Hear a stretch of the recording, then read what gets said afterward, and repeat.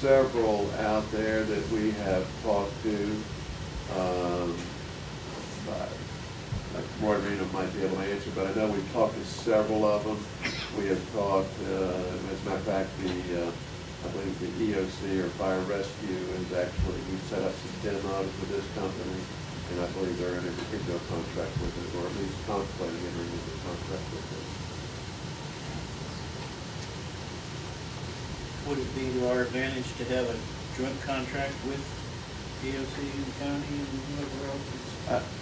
I believe we looked into that, but I don't know that there was really, Roy, was there a real benefit to going into a joint contract? Not really. I mean, right now the Okeechobee County Fire Rescue is who we initially showed it to, and we invited the other departments there to view it. Some came, some didn't, but now I understand the Okeechobee County Health Department wants to be a part of it, Sheriff's Department, and the EOC. So that's 4 of those. They can divide the census count of 2010 for Okeechobee County was right at 20,000, and they're going to divide that amongst the 4, so that'd be like 5,000 apiece. That they'll 5,000 residents that they'll be divided amongst them.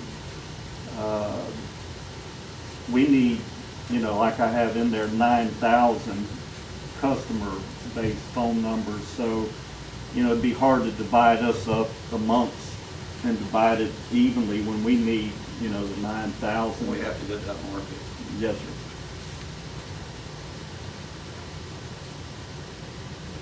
My only question is there anybody going, would we be better to let someone kind of come in and bid against them just to see if there's any wiggle room with their numbers? Or I've done the research on it. I didn't put the different ones in here. There's several out there. But 4 years ago when I did this research, they was the ones out there. A lot of them are targeted towards just education departments only, schools. right. The other ones, this one you can buy separate licenses, where most of them, if you want a second computer to run this, you know, they won't do it. You know, if you want other ones to come in and you know, do demos and give us a price quote, that'd be all right too. But the ones I've checked just don't compare with this service. This company is a much larger company. The average out there, with regard to the IVR systems, runs about 69 cents per call. So if they're basically coming down to 49. My only question is, with the other entities in this county considering coming on board, we might be able to negotiate maybe a better rate. You can get it down, you know, around 39 cents or 40 cents. Would that still be divided up, you know, would OUA be standalone, or would we be under the jurisdiction of who, or them under us, or?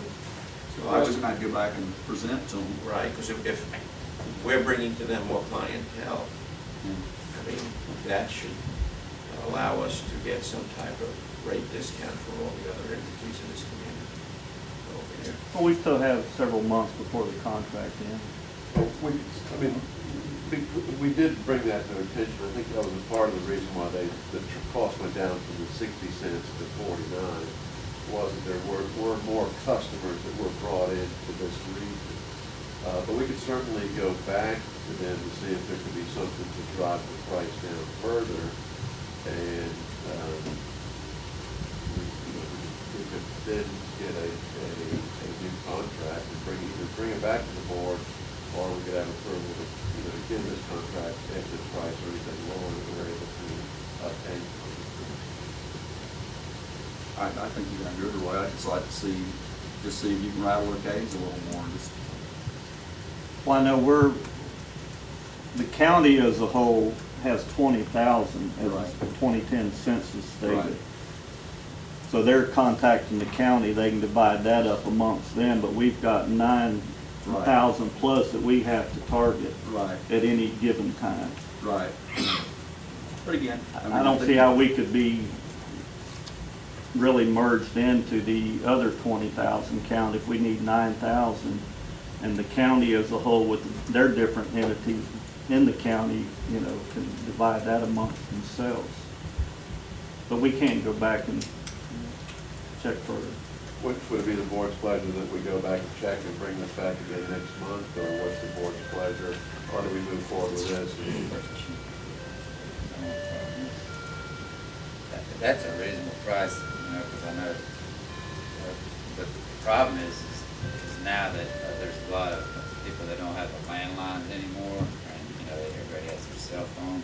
And I was just wondering, is this type of technology going to continue to satisfy what's required of us whenever we do have a line break or boil water notice, sewer spill, blah blah blah. The quick answer to that is when, I was going to say, the quick answer to that is when we went to one call now, that we had some customers who had landlines only, or landlines in Canada or wherever. But in the time since then, there's been an active process by our clerks up front to question or to call and contact the applicants to ask them what their primary means of contact, whether it was going to be a cell phone or a landline, even email addresses. I mean, we've really grown our database. So I think the answer to that is it will be cell phones or landlines, whatever it is in the future, whatever the customer gives. Okay, that's what I was going to say. Is how whatever they provide as a contact number, whether it be phones, email, etc., then that's what they use or we're using. You know, we've got it to 8,512 phone numbers we've collected, whether it be cell phones or landlines. And also this service, you know, it with the geo mapping, you know, from the satellites looking down, they can get the unlisted phone numbers.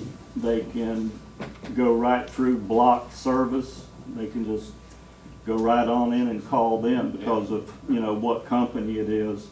And right now they're working on getting a cell phone database to go with it. Do they have capability of text messaging? Text messages, emails. All bases are covered. And if you've ever seen this operate, it'll come back after it sends out the message and tell you how many connections it made, how many recalls, the average contact time. So if it was just somebody picking up and hanging up, or whether they'll tell you that the message was, I don't know, 47 seconds, whether they lasted the whole time. I mean, it's very, very informative of what this company can tell you. We just got to get Roy a better voice to put on it. So.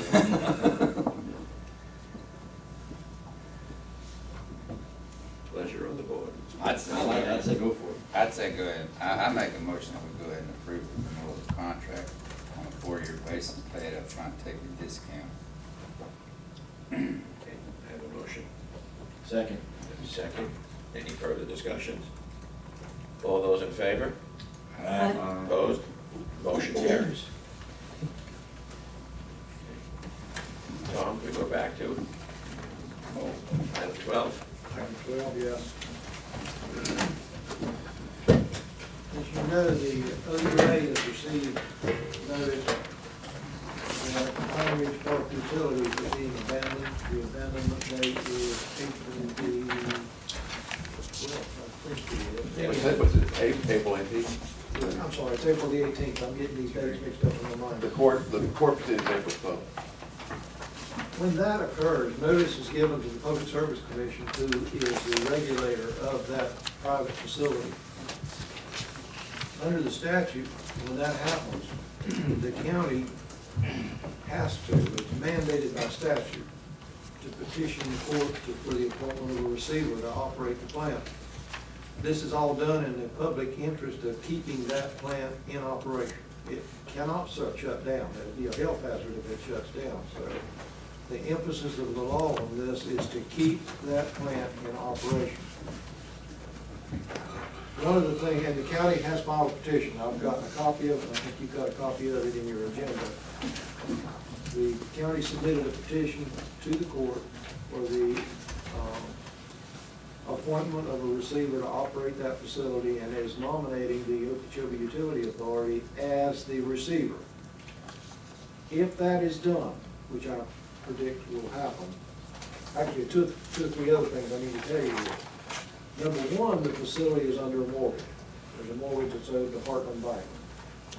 Number two, the owners of the facility definitely want to get out from under the operation. And one of the reasons, the primary reason they want to get out from under the operation is they can't adjust their rates without the approval of the Public Service Commission.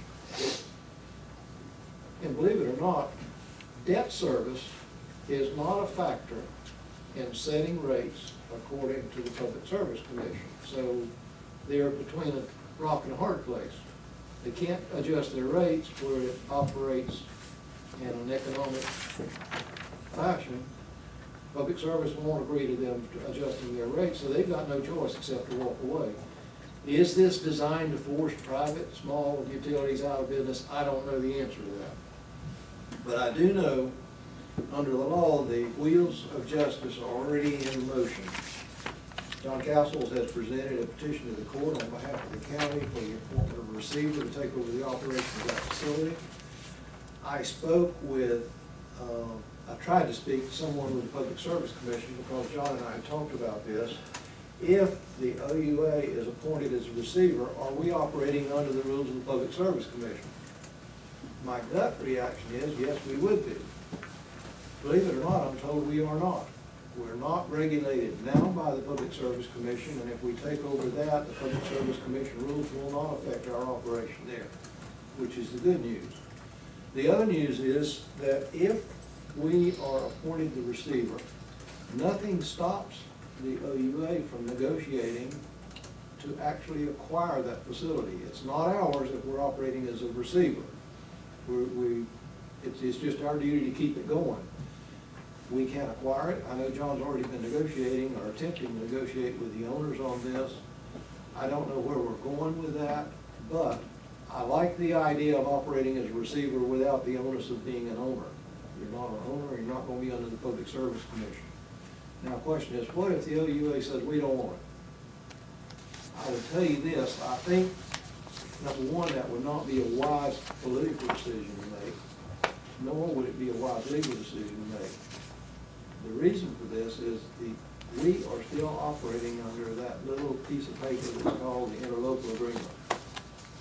The drivers and the creators of that interlocal agreement are the city and the county.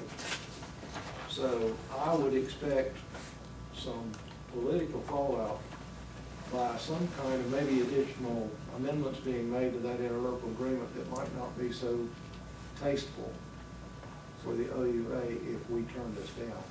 And again, I'm back to a comment I made a little bit earlier. I see this as a public service opportunity for the OUA. How long would the receivership last?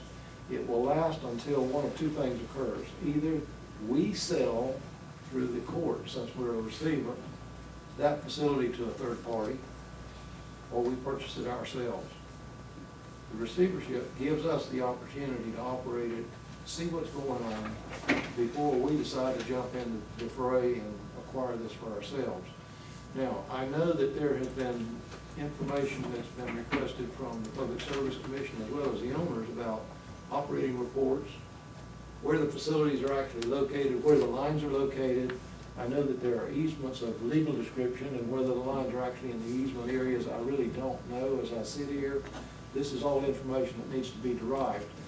I think it's an opportunity for the OUA to, and I think it ought to take advantage of this and accept the receivership. We're the only ones in the position to take over this. And I think it sends a good message to the public if we say, yes, we will accept the responsibility of receivership in the operation of that utility. We're qualified and we're capable, and we have the people that can do it. I think we should do it. Can we assess what it cost us to get this thing up to speed back to the property owners in some fashion? In short answer, I think so.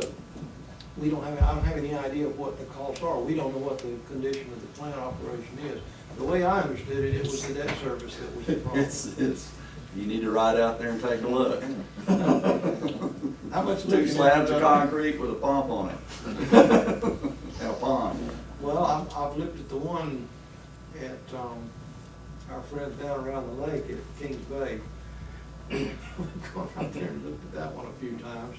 There's just not a lot there. I'm just curious if there's a way that we can assess this cost back to 125 approximately? Well, one of the big problems here is what to do about the mortgage. Yeah.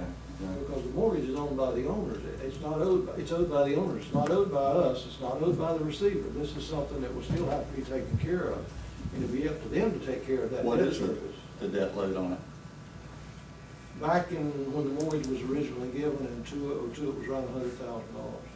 I don't know what the balance is. I don't know what the payment terms are. I don't know anything about it because you can't tell looking at the public records what the interest rate was or what the payments are, just looking at it. I just know that there's a lien on the property that covers, as a matter of fact, it covers all of this property that you're seeing here. No, it doesn't. It covers those facilities. So there's got to be something done about that debt load.